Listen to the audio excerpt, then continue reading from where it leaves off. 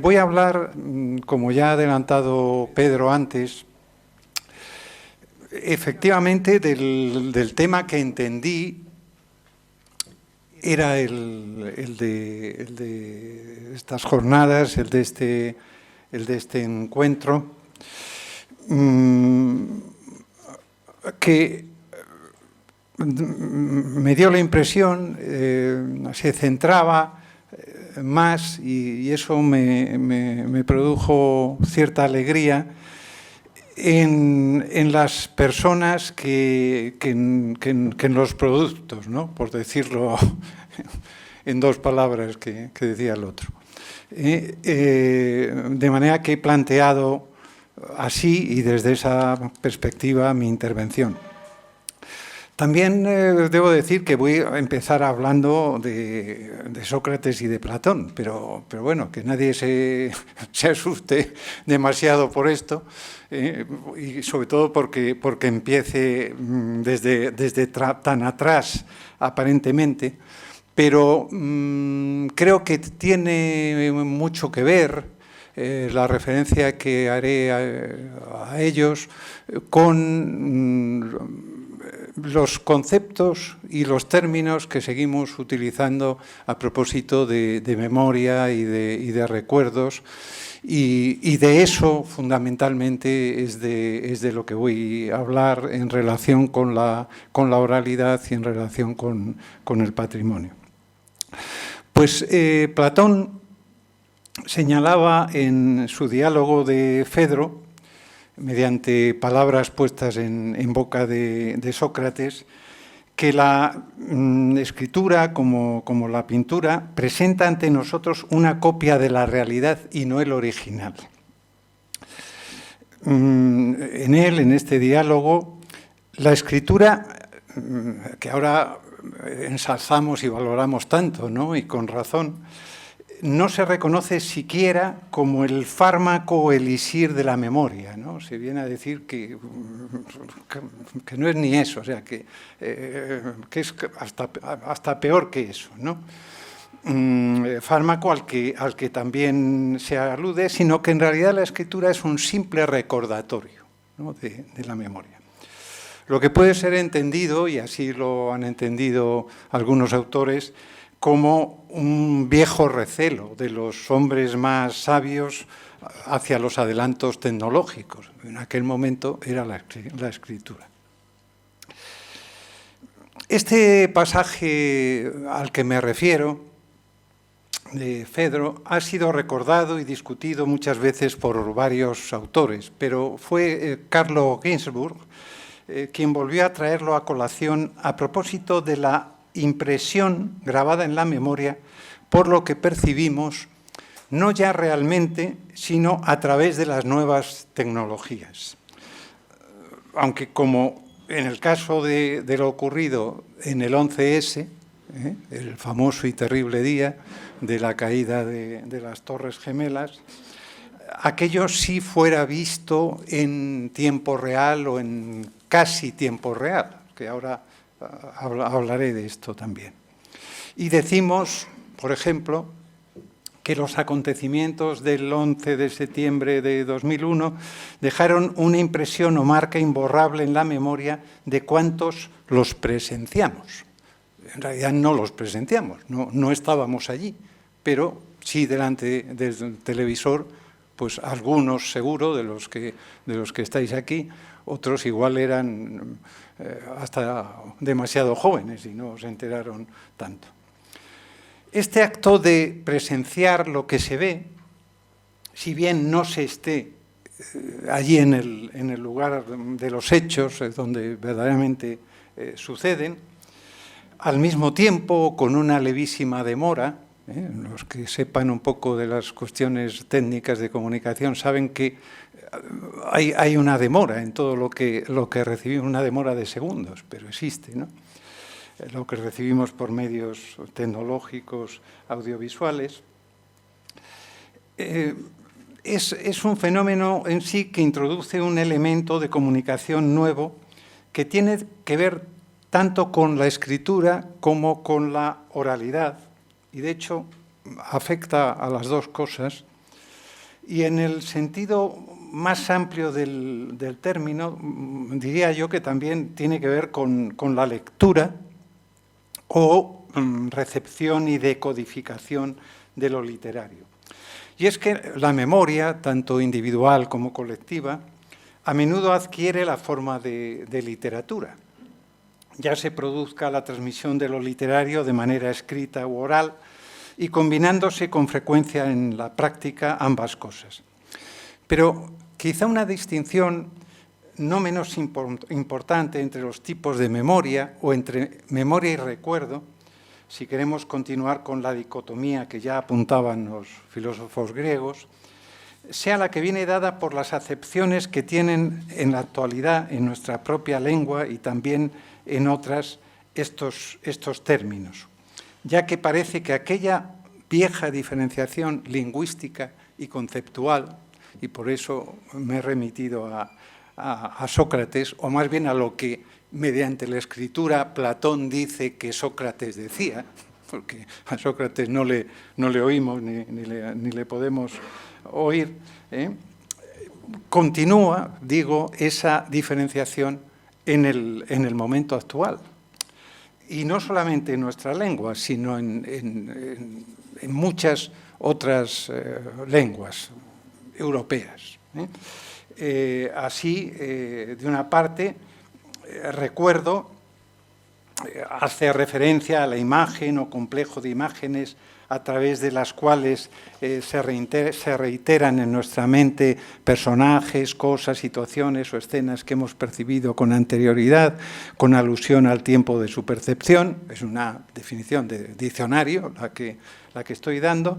Y de otro lado, la memoria es definida en esos mismos diccionarios, empezando por el de la RAE, como la facultad o potencia del alma por la cual reproducimos mentalmente objetos ya conocidos, refiriéndose al pasado de nuestra vida.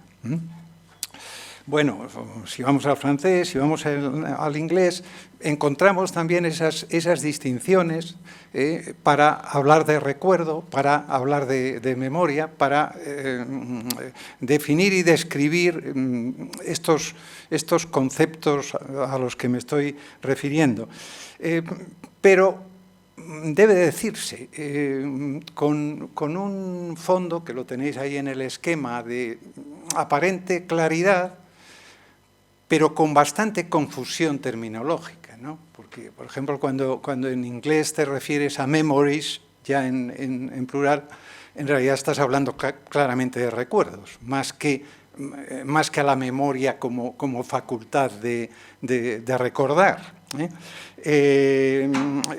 Hay una frase que a mí me encanta porque tiene mucho que ver con lo que voy a decir y con lo que pensaba Sócrates, que era aprender verdaderamente, que es la expresión inglesa de to learn by heart, que es aprender de memoria, pero que en realidad no dicen de memoria, como decimos nosotros, sino que se aprende por el corazón, ¿no?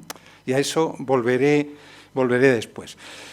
Hay contradicciones también muy curiosas y yo diría casi llamativas, porque queda hecha esa dicotomía, la vieja dicotomía clásica de los filósofos como Sócrates o como Platón, permanece en nuestras lenguas y en nuestra concepción, nuestra cosmovisión, pero memoria también es en castellano. Yo prefiero hablar de castellano, pero, pues es en castellano algo muy distinto de lo que acabamos de leer en los diccionarios. Y muchos de los de aquí no solo conocen esa acepción, sino que la sufrimos. La memoria de tal proyecto, de tal actividad.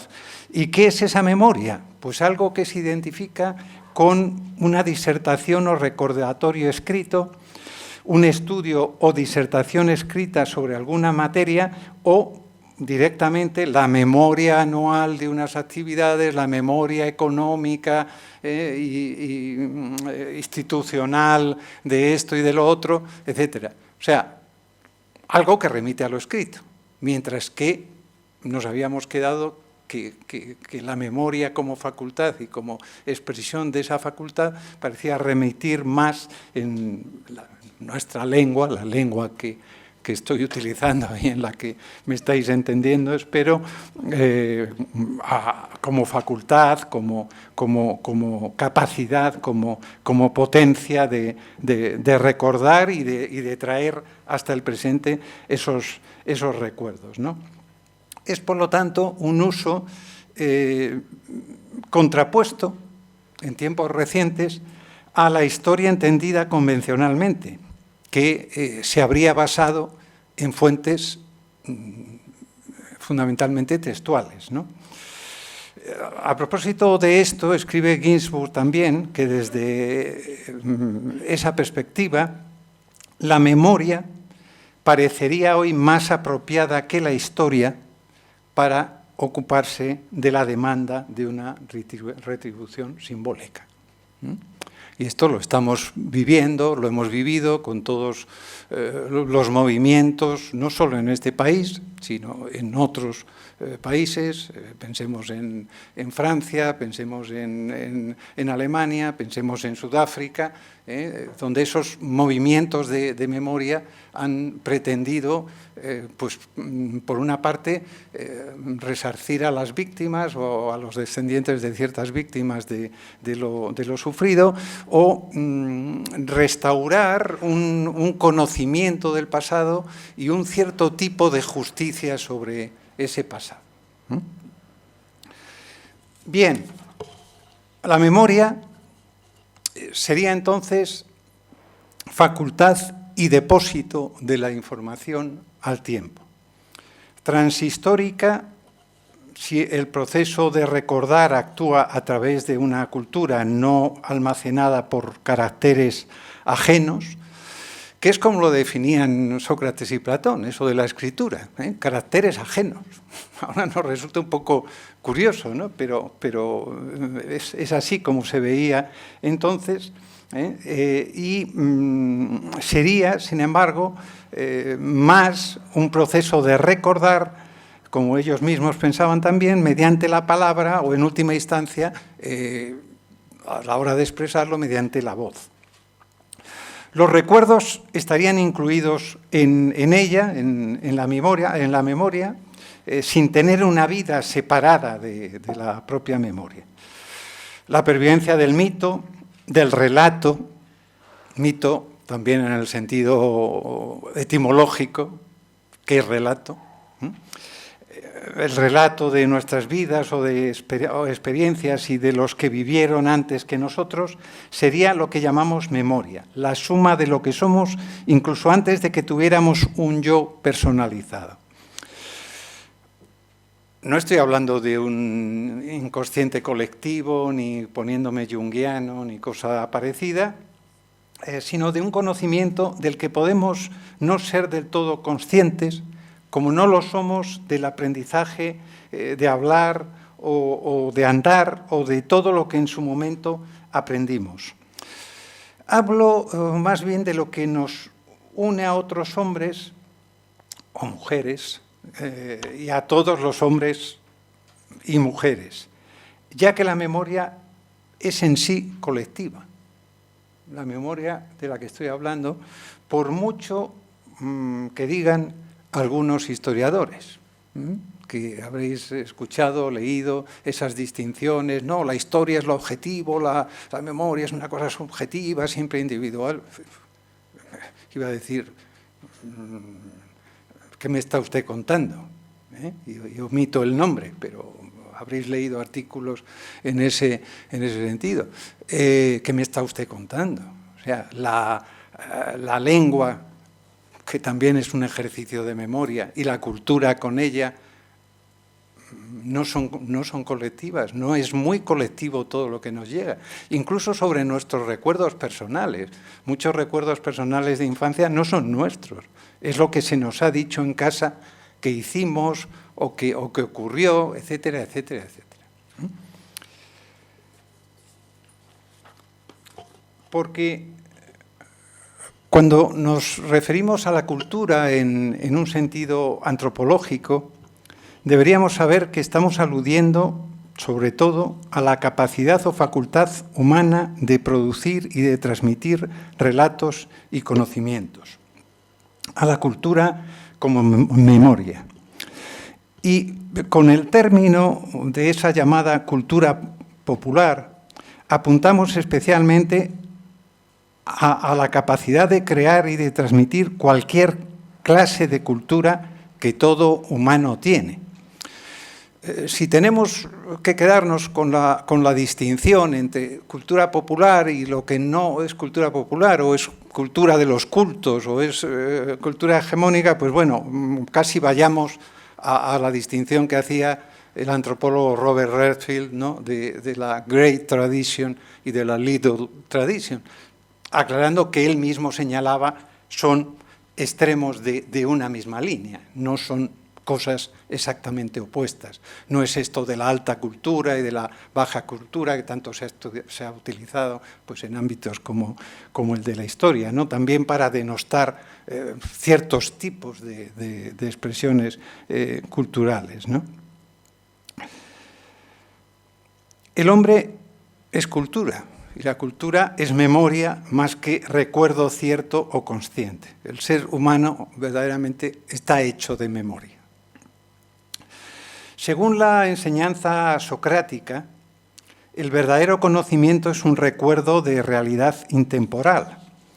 Y resulta claro que la distinción u oposición entre memoria y recuerdo tenía, como dice Ginsburg, un papel central en el pensamiento de Platón. Hoy cabría decir, basándose en el lenguaje actualizado por las innovaciones tecnológicas, que existe un cierto paralelismo entre la distinción platónica de memoria y recuerdo y la que podemos establecer entre la información y la recuperación de la información de una base de datos. Quizás se hará más entendible para nosotros, tal dicotomía incluso, si identificamos a la memoria con la memoria informática o los programas de los ordenadores que la activan y al recuerdo con el acto ejecutor de recuperar carpetas, archivos o datos desde ella. Incluso así podremos comprender mejor la desconfianza de Sócrates y Platón ante la innovación tecnológica de su tiempo, aquella de la escritura, que al producirse a través de caracteres ajenos conducía a la atrofia de la memoria. Se dice incluso en el Fedro, podrán saber muchas cosas mediante la escritura, pero son sabios en su propia opinión, no verdaderamente sabios, porque no han interiorizado ese saber. Quien quiera que lo aplique a cómo se almacena todo ese conocimiento, ¿verdad?, de Google, de la gente que sabe tantas cosas ahora mediante Internet, etcétera. Es un recelo muy parecido al que hoy es compartido por muchas personas que, aunque asumen o asumimos que los medios tecnológicos sirven para acumular más información y transmitirla con inmediatez, también creemos que en todo ese proceso se pierde la experiencia de un verdadero conocimiento y la auténtica comunicación, que era lo que reivindicaba Sócrates, ese conocimiento que solo surgía del diálogo, de la conversación, del acto de interiorizar saberes.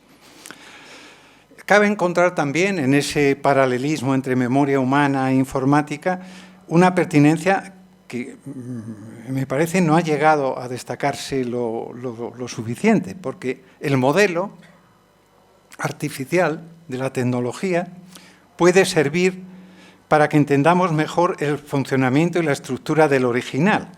Cuando tras una avería o incluso un siniestro la información de un ordenador no parece recuperable, lo que ocurre es que no tenemos temporalmente acceso a ella, pero esto no significa que los datos hayan desaparecido del disco duro, la memoria sigue ahí.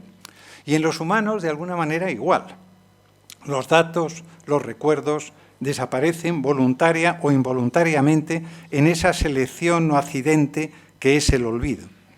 De hecho, el ordenador y la comunicación por Internet han generado inéditas formas de escritura o interacción, tan efímeras como la palabra oral en la mayoría de los casos y casi tan inmediatas como ella. Formas que, compartiendo mucho de la oralidad clásica, suponen una nueva oralidad. No sé si estamos en esa puñetera nueva normalidad, pero desde luego, y acabamos de verlo antes, sí en una nueva oralidad que ya existía, pero que hoy nos vemos forzados a utilizar muchísimo más, ¿no? Como el colega y amigo Honorio ha hecho por las circunstancias actuales, o yo quizá hubiera tenido que hacer si nos acaban confinando en Valladolid, supongamos, y veríamos de qué manera, ¿no?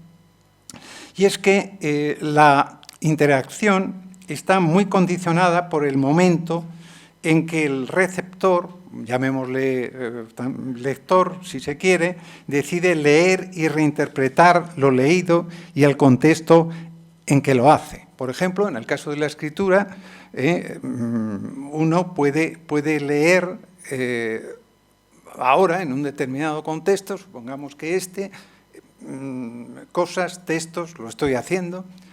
De hecho, cuando me refiero a textos de otros que provienen de otra época y que provienen incluso de otra sociedad. Sin embargo, las otras formas de lectura que se consideraban propias de la oralidad, de una oralidad, vamos a decir, clásica, no necesariamente pura, porque eso hace muchísimo que dejó de existir, pura como la denominaba Lord, tienen una característica que quiero destacar especialmente para ya entrar en materia. En materia de lo que me interesa señalar, ¿no?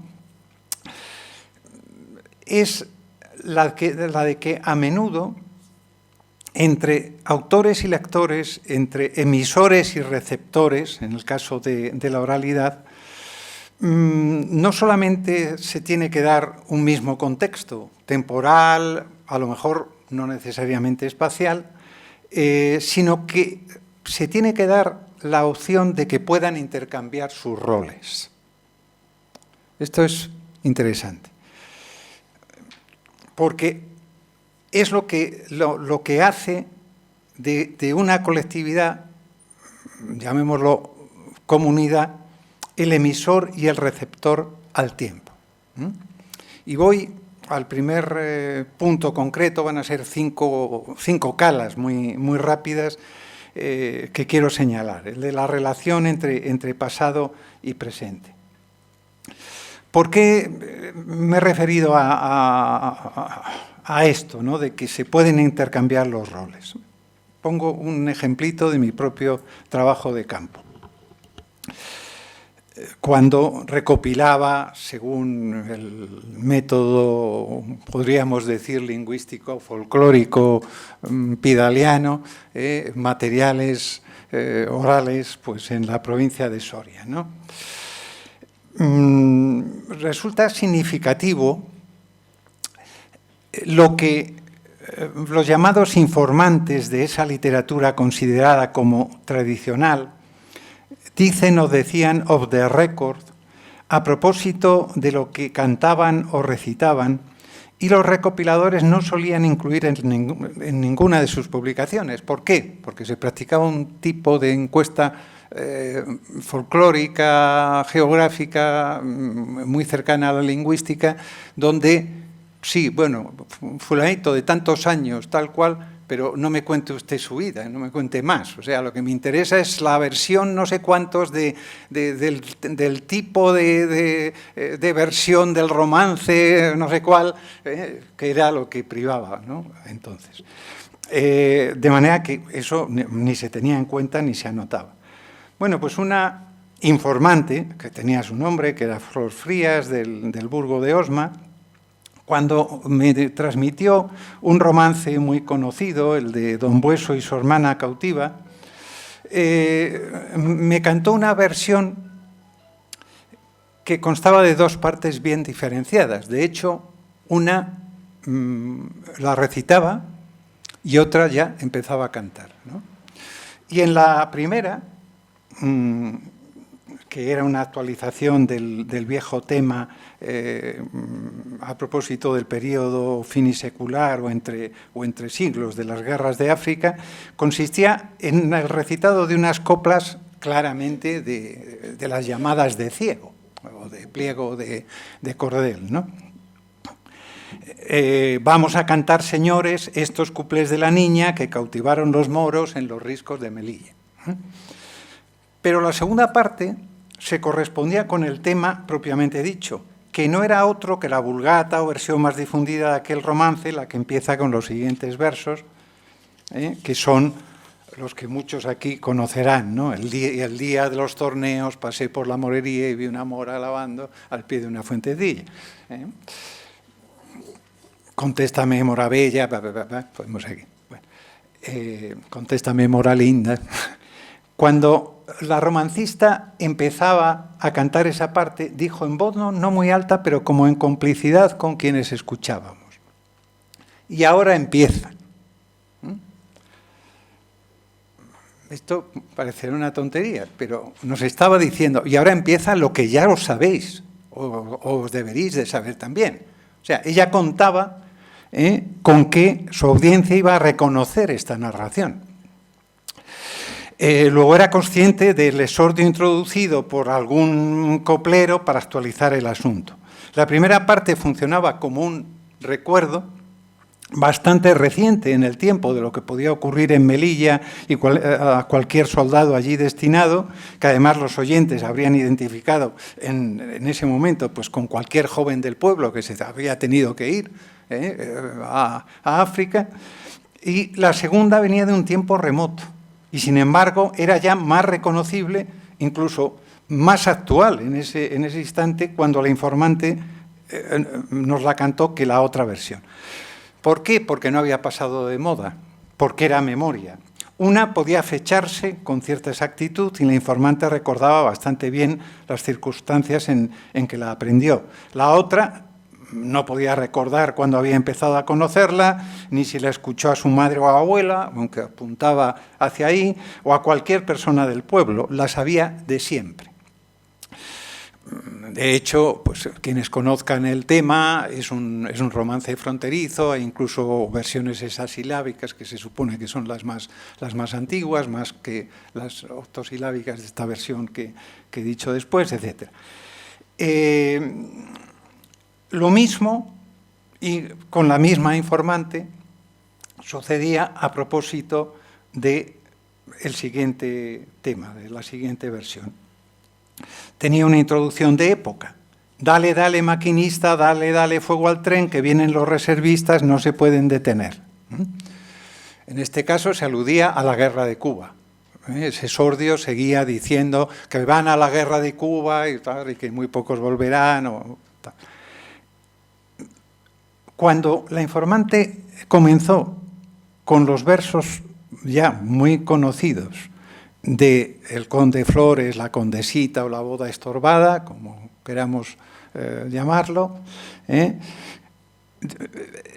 vuelve a repetir, y ahora es cuando viene, si a los 7 años no vuelvo, te puedes, niña, casar, bla, bla, bla, bla, bla, bla. ¿Verdad? Bien, en el segundo punto voy a hablar del tiempo de los mitos.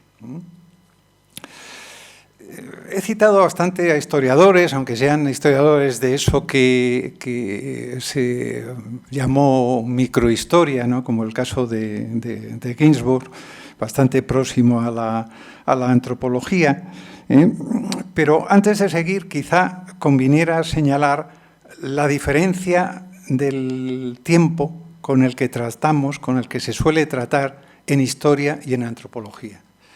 En antropología, casi siempre, por vías orales de los informantes, de los entrevistados, estamos remitiendo a un tiempo mítico y a un tiempo que en buena medida es circular. Sin embargo, en historia estamos remitiendo a esos recuerdos que quedan por escrito y a un tiempo visto como lineal, ¿no? En el caso de los relatos y de los rituales populares, recorremos también una senda paralela pero distinta a la de la historia, porque nos ofrecen en su narración o puesta en escena un pasado muy presente, el de la memoria colectiva nunca del todo rota y vivida desde el hoy. Voy a poner otro ejemplo de cómo la entrevista informal, más que la recopilación folclórica, nos proporciona datos fundamentales para entender lo que la frecuente referencia a los moros puede significar en leyendas y en rituales peninsulares, pero también por influencia hispana, sobre todo en muchos lugares de América, donde son los indígenas quienes alternativamente asumen el papel de cristianos o de moros en un juego festivo de máscaras, muchas veces, y de identidades, representando pues nada menos que a Carlomagno y los 12 pares de Francia, pues en unas montañas de Perú o en pueblos de México. Un asunto que ha interesado a varios autores y del cual Arcadio Larrea Palacín ya escribió. Al niño se le dice moro, contaba este folclorista, antes de que reciba el bautismo. El vino sin aguar es moro, cristiano o bautizado el que ha sido mezclado con agua. Se entiende agua bendita. Los restos de edificios antiguos, sean árabes, romanos, griegos, fenicios, ibéricos o megalíticos, son obras de moros. Y ahí hacía un inciso, refiriéndose a don Julio Caro Baroja, al que reconozco como maestro, no solo porque, en fin, sea una referencia para mí, sino también estuve en un proyecto dirigido por él de etnología de las comunidades autónomas en el CSIC, ¿no? Y decía, nuestro amigo don Julio Caro Baroja nos decía en cierta ocasión que en comarcas vastas, y el bueno de don Arcadio lo ponía con B, pero es con V, o sea, vastas de extensas, no de groseras, donde no habían entrado los muslimes, hablaban las gentes de los moros como de habitantes que habían vivido en ellas y poseían técnicas más adelantadas que los indígenas. Y el señor Baroja añadía que probablemente habría que identificar a tales moros con los paganos, y en este caso, concretamente, con los romanos. En Salientes, una aldea del Alto Bierzo leonés donde se acaba el mundo, o por lo menos la carretera, se cuentan historias sobre tesoros guardados por moros y moras, lo que es común a toda esa zona y algunas otras, pero hasta hace poco se creía que las moras descendían de sus cuevas y dejaban a sus niños en lugar de los de las campesinas para que fueran bautizados. Y se les decía una frase en buena medida ritual, ¿no?, que era acachenta, cachenta, que el tuyo acachentado está, o sea, que vendría más o menos a significar o puede interpretarse como acata, agacha, baja la cabeza en señal de asentimiento para que el niño sea bautizado, ¿no? La informante, también amiga nuestra, Carmen Álvarez, ahora andará por la cincuentena, supongo, que nos hablaba de estas y otras leyendas que he recogido en otros trabajos, aclaraba también que cuando un bebé se dejaba en un ribazo, era bautizado y devuelto con los suyos a cambio del propio, que siempre se devolvía sano y salvo. Puesto que tales relatos legendarios sobre esos moros cercanos del mismo lugar y prácticamente del mismo pueblo eran narraciones que hablaban casi siempre de fugitivos, nuestra informante y amiga nos comentó y nos explicó una vez que ella de niña había creído identificar un fondo común y que había hecho que ella identificara las dos cosas de las historias de moros y de las historias de maquis, que su familia pues, le hablaba y que conocían bien porque había habido maquis en la zona después de la guerra, guerrilleros en León contra el franquismo. Entonces vemos cómo en un caso como el de esta mujer, el mito es la historia también. O sea, ese mito de los moros, que no son tales moros, sino que son los paganos, dicho de otra manera, cuando nosotros no éramos cristianos, cuando nosotros no estábamos bautizados, se convierten en los huidos, en los que están luchando, después, terminada ya la guerra, guerrilleros en el monte, ¿no? Pues probablemente con sus mujeres, algunos con alguna mujer o incluso con algún hijo que pudieran dejar por allí. Esto ya es suposición. Bueno, otro punto, saber escuchar o la importancia de lo que se nos cuenta. Lo que parece es que al folclore en sí, esa es poética o gramática de creación y transmisión de saberes en pequeños grupos, que es como la define, entre otros, Ben Amos, no le gustan los focos y cuando los hay se va rápidamente a otra parte. Por ejemplo, se va y se fue durante un tiempo a Internet y desde ahí se respondió en clave folk a los problemas de la globalización con sus mismas armas, a veces de forma subversiva, por lo que el folclore, en efecto, sigue estando muy de actualidad y funcionando en nuestro mundo. Tiene una gran capacidad de adaptación, la que tiene la cultura, pues el folclore es también la manera en que los grupos construyen y preservan una cultura que hacen suya, y de eso se trata cuando intentamos estudiar antropológicamente el folclore, de ver cómo el folclore no solo se conserva, sino cómo se perpetúa y se reinventa, de su capacidad no solo para sobrevivir desde el pasado, sino para incorporarse al presente e incluso preludiar el futuro. Claro, cuando digo esto, yo mismo me asusto, preludiar el futuro. Claro, vamos a ser pitonisos ahora ¿no? Y alguno dirá, pues, qué frase así más provocativa, ¿cómo se puede? Bien, volvamos a las leyendas urbanas, las leyendas urbanas que ahora circulan por la red sobre distintos peligros que nos acechan, lo que yo traté en un libro como el de Miedos de hoy, que ahí tenéis, junto a otros que he traído, de los que hablaré también, como este de Narración y Memoria, por cierto, publicado por la UNED, que tiene bastante que ver con lo que estoy tratando, o el que también veremos y al que me referiré luego, de las canciones populares de la Guerra Civil o Cancionero Popular de la Guerra Civil, en la nueva edición que hizo la Esfera de los Libros, ¿no? Pues estamos viendo, y lo hemos visto durante esta pandemia, que esos bulos, esas leyendas relacionadas con el coronavirus y no relacionadas, nos surgían constantemente en los móviles, ¿no? Y yo hacía tiempo que no había visto tantas versiones por escrito de la famosa leyenda de Mexican Pet, o la mascota extranjera, o el perro extranjero, la mascota engañosa, como hemos podido ver recientemente.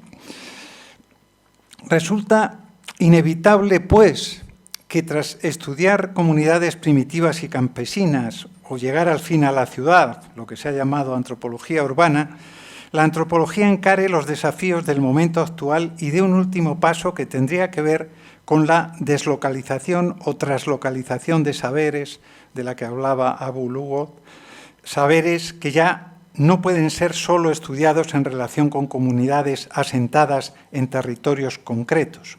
Se construyen o reconstruyen también hoy las comunidades por afinidades que tienen que ver, sí, con su origen o posible pertenencia, con oficios, con aficiones, con actitudes ante determinados problemas, con ideologías e incluso como contestación a la misma globalización. Pues el espacio virtual es en realidad un tiempo virtual que se comparte. Compartimos un espacio hecho de tiempo. Nosotros mismos nos convertimos en ese espacio. En definitiva, un no espacio, un no tiempo, un no lugar, ¿no? del que también hablaba Marc Augé. Medios como Internet generan la transmisión de información y conocimientos más allá de los niveles clásicos o convencionales de la comunicación. Las leyendas de transmisión oral pueden aparecer provisionalmente fijadas por escrito en Internet o en los periódicos como rumores que pasan a ser noticias. Se impone, pues, descubrir los nuevos ámbitos de comunicación en que se comparten los saberes, de escuchar las voces que resuenan en ellos, de no cosificar a la llamada cultura popular de modo que los considerados como portadores de la misma pierdan no solo su rostro, sino hasta su voz. Y podría dar la impresión de que lo que se propone es sustituir el constructo de un pueblo ancestral y ruralizante por el de un pueblo cibernético y localizable, no menos evanescente e inaprensible. Pero no, al menos en mi caso, lo que propongo es reconstruir los contextos más amplios de transmisión que hoy se producen y a menudo se entremezclan, averiguar cómo, por qué y para qué se sigue creando la cultura llamada popular, llegar hasta los sujetos que hay tras el objeto recopilable. Incluso si, como en más de una ocasión nos ocurrirá, descubrimos que ese sujeto somos también nosotros mismos, lo que decía mi maestro Alan Dundes de la Universidad de California, who are the folk we are, ¿no? ¿Quién es el folk, el pueblo, la gente? Somos nosotros. No es que las técnicas que se han venido utilizando en la recopilación folclórica o el trabajo de campo antropológico ya no sirvan, pero a las encuestas, a la entrevista, a la observación participante, habremos de sumar otros registros nuevos de información. Si el folclore es una forma de resistencia de la cultura o de las culturas tenidas por populares a la cultura oficial y a la cultura hegemónica, por decirlo en términos de Gramsci, pueden interpretarse en este sentido subversivos muchos de los fenómenos ocurridos y de las expresiones que han venido circulando, pues desde otro 11 famoso, el 11 de marzo del año 2004, cuando los atentados, ¿verdad?, en Madrid, prácticamente hasta ahora, con el precedente o el prólogo de aquellos movimientos, de aquellas corrientes que en Internet hubo a propósito de la guerra de Irak, a propósito del Prestige, etcétera, etcétera, ¿no? ¿Qué está demostrando? ¿Qué hacen patente expresiones como las que acabo de señalar? Que esas culturas populares remiten a la capacidad del ser humano para contarse y para contar lo que ha sido, lo que está ocurriendo, lo que puede ser, la capacidad para reinventarse en cada época. Esas leyendas sobre perritos que luego son un animal salvaje o ratas no surgen por casualidad en momentos como este. Es decir, las incógnitas, el miedo a lo que va a ocurrir, el miedo tanto a lo atávico como el miedo a los excesos tecnológicos están siendo expresados por la gente en esas leyendas y a veces por gente muy joven, que son los que transmiten, y sobre todo en Internet, las llamadas leyendas urbanas o contemporáneas.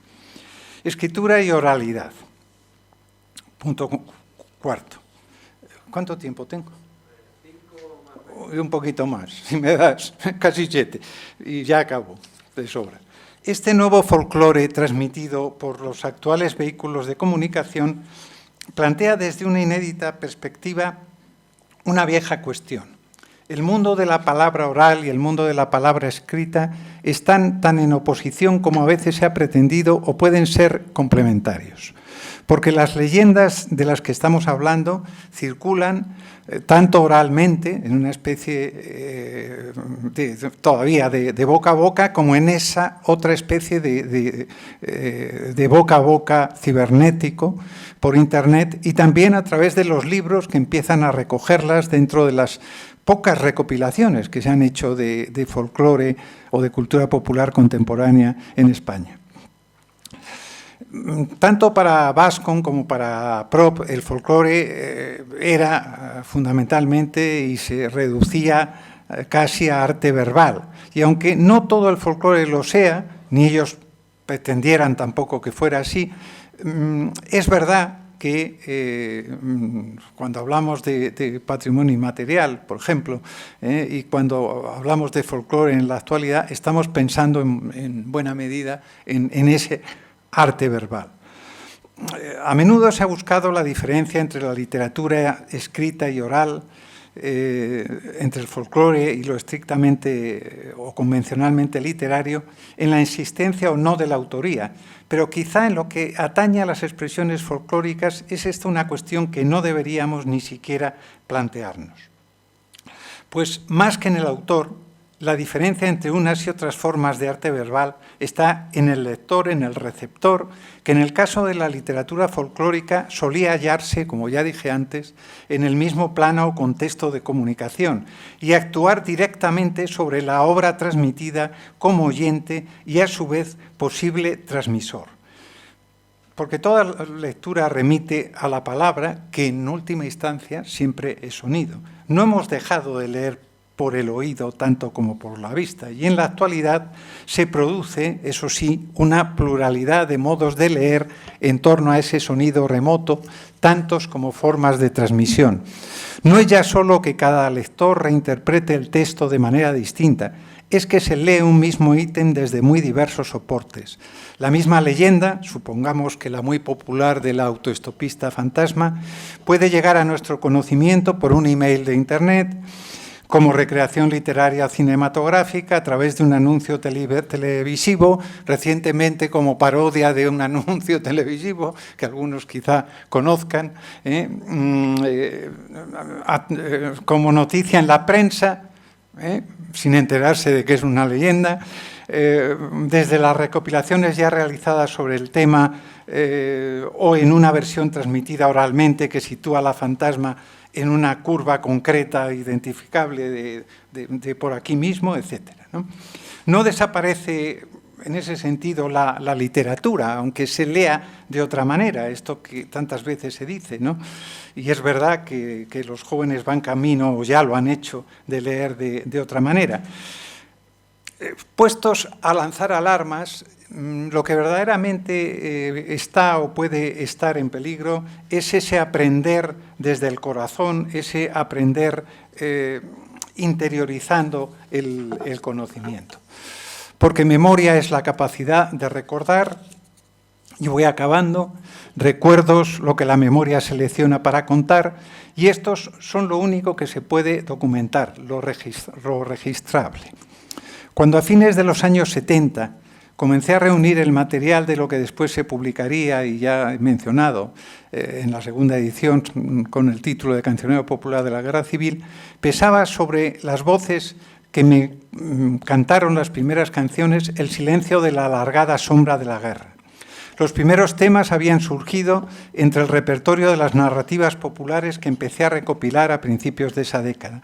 Como flores de un cementerio, las canciones brotaban sobre un tiempo pasado y a menudo iban acompañadas de leves indicaciones o guiños cómplices acerca de los lugares en donde estaban enterrados los desaparecidos. Era frecuente, estoy hablando de mediados de los 70, que te cantaran una canción que no se habían atrevido a cantar con esa letra hasta entonces, o devolverle esa letra, y te empezaran a hacer gestos, que al principio no sabía. Te estaban diciendo dónde podía haber esas fosas que ahora se están desenterrando, ¿no? La contraposición de voces de uno y otro lado que estructura este libro la asumí por lo tanto, desde el primer momento, y creo que no me equivoqué, porque tenía que ser, primero, fiel o riguroso con un punto de vista científico, pero también ser fiel a mi propia historia familiar, que era la de la mayoría de las familias de este país. Todas habían sufrido el desgarro entre dos bandos. Y como dice Mayner en el prólogo de la reedición a la que antes aludí, nada de lo que tiene que ver con aquel folclore de muerte era grato, pero era nuestro. El hallazgo de todo este arsenal de canciones influyó decisivamente en mi trayectoria investigadora, me acompañó durante ese tiempo y todavía me sigue acompañando, porque descubrí romances tradicionalizados en su estilo, como el de García y Galán, que apenas tenía los 50, 40 y tantos años de existencia, se refería a los fusilados tras la sublevación de Jaca en el año 30, y una complejidad en las vías de transmisión verdaderamente muy grande. Otras consecuencias de mi trabajo de entonces no las he podido evaluar hasta prácticamente ahora. Partiendo de los testimonios de aquel presente vivido por mí, me vi enfrentado a un tiempo mítico que era el que me había rodeado desde mi infancia. Conocer los hechos históricos vino también, como en el caso de la informante del Alto Bierzo, mucho después. Todas esas narraciones que oía de niño hundían sus raíces en un territorio mítico, fundacional de la realidad que a mediados de los 50 vivíamos.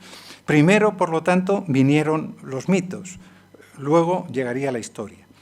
Porque los mitos son eso, un relato de algo que ocurrió en el pasado y que condiciona y resulta de gran relevancia para entender el presente. Los mitos no necesariamente mienten. Era Platón, otra vez, el que hablaba de que se trataba de un relato plausible para explicar lo que no se podía explicar de otra manera, ¿no? Con el logos. Las canciones populares aún recordadas son un ejemplo magnífico para explorar esto, porque las canciones siempre tiran de los recuerdos y ayudan a resistir. Yo transcribo un testimonio de un superviviente de la Revolución de Asturias en 1934 que dice algo así: para otros son las medallas, para otros son los reconocimientos, a nosotros solo nos quedaron las canciones. A cabo, vivimos en un país construido sobre ruinas remotas y asesinatos más o menos recientes. Se excava un aparcamiento y surgen restos de paganos, romanos o moros. Se levanta la tierra de las cunetas y aparecen represaliados de nuestra guerra incivil. Se dio el paseo o el café a miles de personas que nunca fueron al frente. El horror no necesitaba campos de batalla para enseñorearse de las calles, las casas, las carreteras, las personas. Morir era más fácil que vivir y durante años la violencia no supo de edades ni de géneros. Murieron muchos hombres, pero también desaparecían en las retaguardias los ancianos, las mujeres y los niños. Después, los relatos han conducido a las fosas, estas a los cuerpos y los cuerpos a las personas. La exhumación devuelve a quienes fueron asesinados y enterrados como no humanos su humana identidad. Se ha señalado ya en alguna ocasión el sentido último que, más allá de las controversias de las asociaciones que se dedican a ello, podría tener este acto de la exhumación de las fosas, el valor de revertir el rasgo deshumanizador que tuvo aquella violencia. Hay quienes todavía se preguntan por qué los arqueólogos se afanan en desenterrar ahora estos cadáveres que no tienen aún un siglo, como si el pasado reciente debiera de interesarnos menos que el remoto. Y hay una buena razón, y en el fondo es la misma que explica y justifica la búsqueda de vestigios de hace cientos o miles de años. Devolver el nombre a los muertos, poder contar su historia, los humaniza de nuevo, los rehumaniza, devuelve aquella cercanía que les fue robada con su identidad.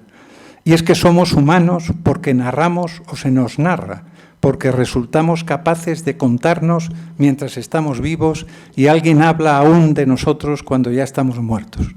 Existimos como personas porque vivimos en los otros, porque alguien que todavía nos recuerda necesitará saber dónde yacemos para ir a visitarnos.